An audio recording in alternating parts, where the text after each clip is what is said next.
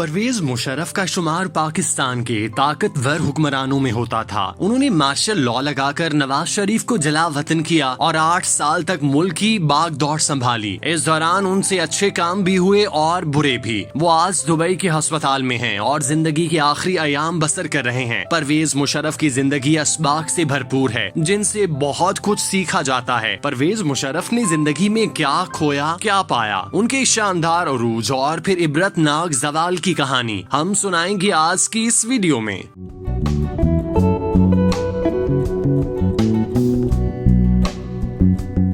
परवेज मुशर्रफ 14 अगस्त 1943 को दिल्ली में पैदा हुए। क़याम पाकिस्तान के बाद उनका खानदान कराची मुंतकिल हुआ। वहीं उनका बचपन गुजरा, वहीं तालीम हासिल की। उन्होंने 19 अप्रैल 1964 को पाक फौज में कमीशन हासिल किया। उन्होंने 1965 और 71 की जंगों में हिस्सा लिया। अक्टूबर 1998 में मंगला के कोर कमांडर थे जब वजीर आजम उन पर मेहरबान हुए। वजीर आजम नवाज शरीफ से मुलाकात के फौरी बाद 6 अक्टूबर 1998 को जनरल जहांगीर करामत ने आर्मी चीफ के ओहदे से इस्तीफा दिया तो नए आर्मी चीफ की तैनाती का मरहला आया। उस वक्त जनरल अली कली खान और खालिद नूर खान सीनियर तरीन जनरल्स थे और ख्याल यही किया जा रहा था कि उनमें से ही किसी एक को ओहदा सौंप दिया जाएगा। तहम उसी रोज ही मंगला के core commander general Pervez Musharraf को वजीर आजम के military secretary brigadier Javed Iqbal ने फोन करके पैगाम दिया कि वजीर आजम नवाज शरीफ उनसे मिलना चाहते हैं। यूं 8 अक्टूबर 1998 में उन्होंने आर्मी चीफ का ओहदा संभाला। इंडियन वजीर आजम अटल बिहारी वाजपेयी ने 21 फरवरी 1999 को लाहौर का दौरा किया और ऐलान लाहौर हुआ। उस पर दोनों मुल्कों के वज़राए आजम ने दस्तखत किए। इस दौरे के दौरान ही इंडियन वजीर आजम अटल बिहारी वाजपेयी ने अपनी मशहूर जमाना अब जंग नहीं होने देंगे नज्म भी पढ़ी थी। तहम कारगिल की जंग के बाद ये मुआहिदा मुअस्सर न रहा। ये भी कहा जाता है कि नवाज शरीफ और परवेज मुशर्रफ के दरमियान पहली दरार इसी वजह से पड़ी जो वक्त के साथ साथ गहरी होती गई और कारगिल तक पहुंची। इंडिया के जवाब में पाकिस्तान की जानिब से एटमी धमाके किए जाने के तकरीबन 1 साल बाद 3 मई 1999 को अचानक कारगिल की जंग छिड़ गई। पाकिस्तान की जानिब से कहा गया कि कश्मीरी मुजाहिदीन कारगिल में घुस गए हैं। तहम कुछ रोज बाद ये महदूद जंग की शक्ल इख्तियार कर गई जिसमें दोनों मुल्कों का नुकसान भी हुआ। तहम कुछ रोज बाद वजीर आजम नवाज शरीफ अमरीका पहुंचे और सदर बिल क्लिंटन से मुलाकात के बाद कारगिल से फौजें वापस बुलाने का ऐलान किया जिससे जंग तो खत्म हो गई। तहम एक और जंग वजीर आजम और आर्मी चीफ के दरमियान छिड़ गई। इख्तलाफात बढ़ते रहे। कारगिल एक मुतनाज़े इशू इसीलिए है कि नवाज शरीफ कहते रहे कि इससे कबल आर्मी चीफ ने उन्हें एतमाद में नहीं लिया था, जबकि साबिक आर्मी चीफ आज तक इस बात पर कायम है कि सब कुछ वजीर आजम की मुशावरत से हुआ। उस रोज आर्मी चीफ परवेज मुशर्रफ श्रीलंका के दौरे पर थे। वजीर आजम जलसे से खिताब के लिए शुजाबाद पहुँचे थे। तहम किसी को मालूम नहीं था कि इससे कबल वो आर्मी चीफ को मुअत्तल करके और ISI के सरबराह जनरल जियाउद्दीन को आर्मी चीफ बनाने के अहकामात जारी कर चुके और कागजी कार्रवाई जारी थी। उस वक्त नवाज शरीफ स्टेज पर खिताब कर रहे थे कि एक सरकारी एहलकार ने उनके कान में कुछ कहा और वो तकरीर मुख्तसर करके फौरी तौर पर इस्लामाबाद रवाना हुए। परवेज मुशर्रफ जो श्रीलंका से वापस आ रहे थे और तैयारा फजा में था, उनको मुबैना तौर पर वजीर आजम के हुक्म पर उतरने नहीं दिया जा रहा था। तो हम तैयारा बाहिफाजत उतर गया। चंद घंटों बाद ये खबर सामने आई कि वजीर आजम को गिरफ्तार करके किसी गेस्ट हाउस मुंतकिल कर दिया गया। टेलीफोन बहाल होते ही ये खबर फैल गई कि हुकूमत को बरतरफ कर दिया गया। रात 3 बजे परवेज मुशर्रफ ने कमांडो वर्दी में खिताब किया। बाद अज़ां नवाज शरीफ को जद्दा भिजवा दिया गया। अगले चंद रोज में परवेज मुशर्रफ चीफ एग्जीक्यूटिव के ओहदे के साथ मंजर आम पर आए और सदर रफीक तारड़ कुछ माह मुल्क के सदर रहे। 2002 में होने वाले इंतखाबात में मुस्लिम लीग काफ ने अक्सरियत हासिल की। उसी असम्बली से वो सदर मुंतखब हुए और रफीक तारड़ को घर भेज दिया गया। उसी साल उन्होंने कामयाब सदारती रेफरेंडम भी कराया।